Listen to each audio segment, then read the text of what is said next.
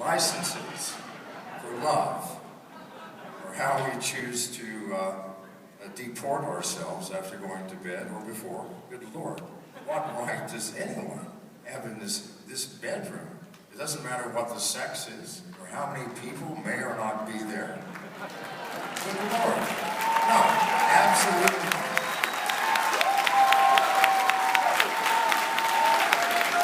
Mr. Carey, since he answered the first part, I'll answer the second. Where do I draw the line? When you force someone into a relationship. All things consensual should be legal. No one should go to jail for anything unless they cause unjust harm to another person. Governor Johnson, where, if anywhere, did you draw the line? Well, initially I said we should get government out of the business of marriage completely. But it turns out that and this was in response to gay marriage and the ability of same-sex couples to marry or marry whomever it is that you love. Get government out of that business. Well, it turns out that there are hundreds, if not thousands, of laws that actually contain the word marriage and that would have to be amended. Hundreds, thousands of laws that would have to be amended, as opposed to government recognizing same-sex marriage.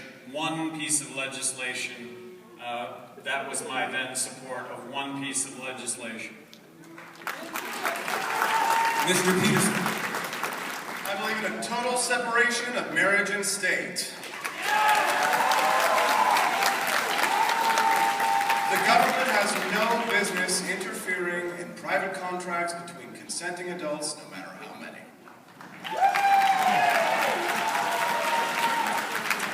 Dr. Feldman. I don't need a concealed carry certificate. I don't need any kind of marriage license. I don't need a marijuana grower's permit. I have a constitution. What I need is a government that honors it and doesn't ask for licenses and permits and certificates for things that are none of the government's business.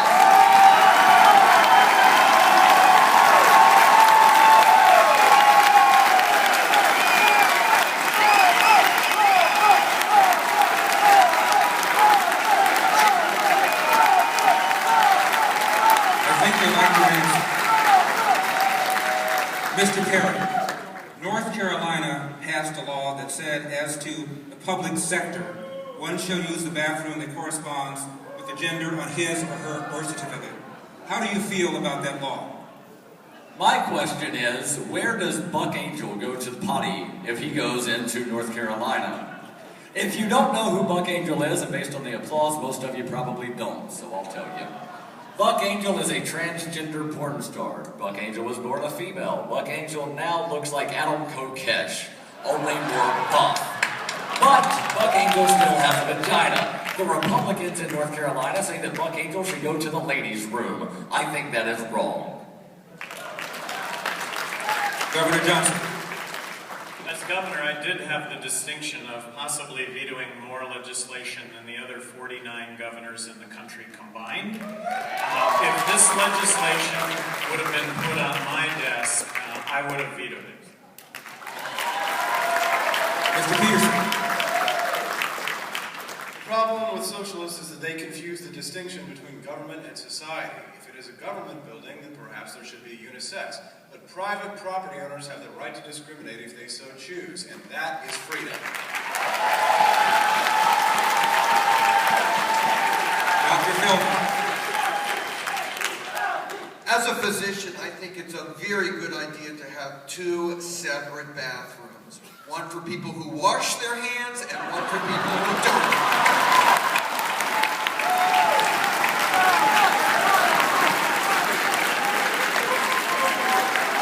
Mr. McAfee.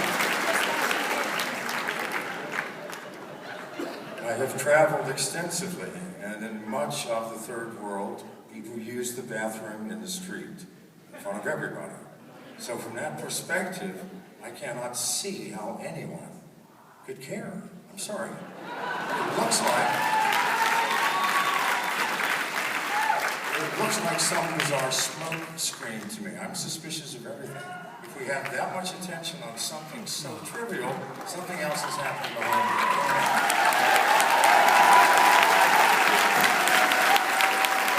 Let's turn to some general questions about liberty. Governor Johnson, what kind of person would you put on the Supreme Court, and should Congress hold hearings on Obama's nominee? Congress should hold hearings on Obama's nomination. I think that constitutionally he did his duty, and constitutionally the Congress should do theirs. That said, I always prided myself on the appointments that I made, and I always made it a point to personally conduct those interviews myself. So with regard to judges in New Mexico, vacancies that occurred, I think my reputation is that I appointed really damn good judges.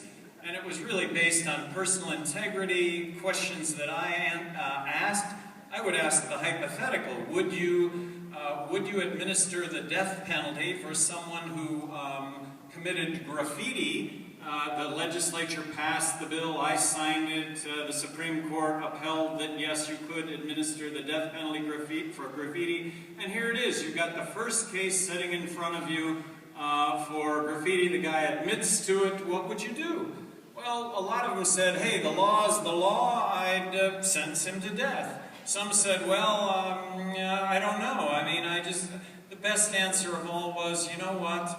If I had that situation, I would have to resign, because I would believe that unethically I could not administer that sentence. Best answer, though, they got jobs. They oftentimes got the appointment. Mr. Peterson, what kind of justice would you put on the Supreme Court, and would you hold hearings, should Congress hold hearings on Obama's nomination? Yes, Congress should obey the law, but when I am President of the United States next year, let's put my old buddy, Judge Andrew Napolitano, on the Supreme Court.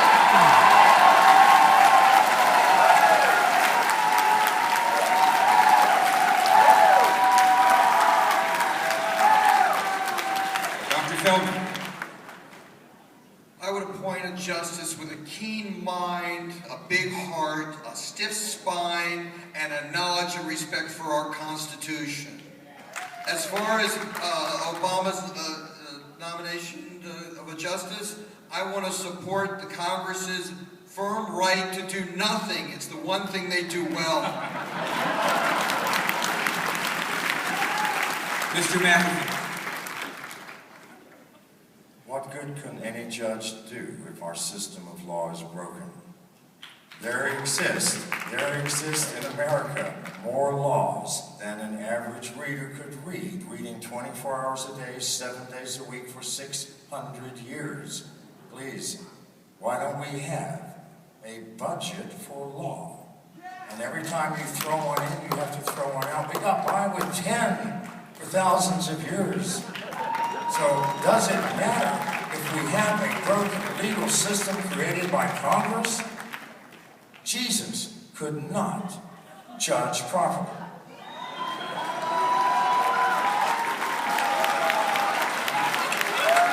Right on cue. I didn't know he was in the house. Mr. Perry. Mr. Perry. Yes, Congress should hold hearings. They should also vote, but I would say vote them down, not because I want to play partisan politics, but because all of the justices that are being nominated are all horrible statists.